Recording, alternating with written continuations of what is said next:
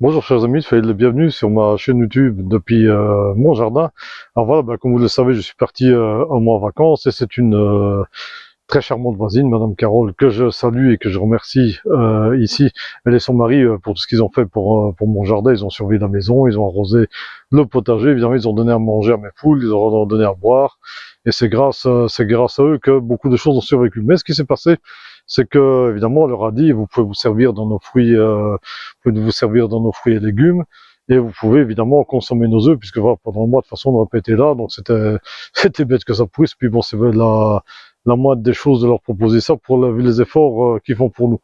Mais rapidement, la voisine n'a plus trouvé d'œufs chez nous.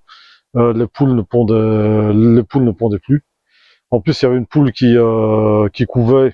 On n'a pas retrouvé les deux en dessous d'elle, mais moi je la vois, elle est tout traumatisée, etc. Donc je l'ai trouvé très bizarre. Mon coq a perdu les plumes de sa queue, comme si quelqu'un a essayé de l'attraper par la queue. Mais la voisine s'est dit, mais est-ce qu'il n'y aurait pas éventuellement un prédateur? Mais si un renard était rentré dans mon poulailler, il aurait tué tout le monde. Dès que les poules ont commencé à paniquer, il aurait que tué tout le monde, c'est ce qui arrive. Il y a ce phénomène d'overkill avec les prédateurs. Puis surtout, voilà, j'avais des figues dans mon figuier que vous voyez derrière moi.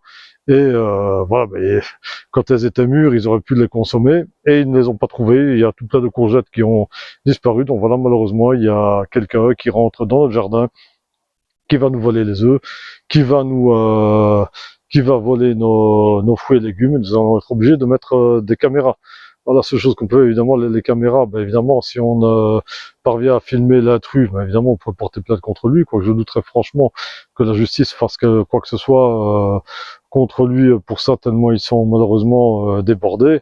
C'est tout ce qu'on peut faire. Ce sont des mesures dissuasives. Maintenant, voilà, tout ce qu'il faut faire, c'est évidemment, c'est espérer ne pas tomber face à face avec eux, parce que voilà, c'est au cas où, vous savez que j'ai quand même un petit arsenal chez moi aussi, au cas de problème, évidemment, ce sera de ma faute, ce sera la personne qui sera une pauvre victime, mais bon, voilà, malheureusement, nous en sommes là, nous sommes dans une société où, comme du temps des anciens, il n'y a plus vraiment de certitude, il n'y a plus vraiment de sécurité, que ce soit au niveau du climat ou des êtres humains. Et voilà, il faut vivre avec, il faut malheureusement s'adapter. Donc voilà, c'est bien triste, mais c'est comme ça.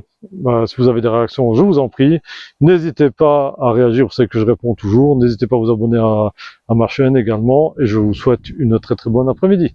Et évidemment, protégez-vous bien contre les voleurs et autres intrus de tout genre. Très bonne fin de journée, au revoir.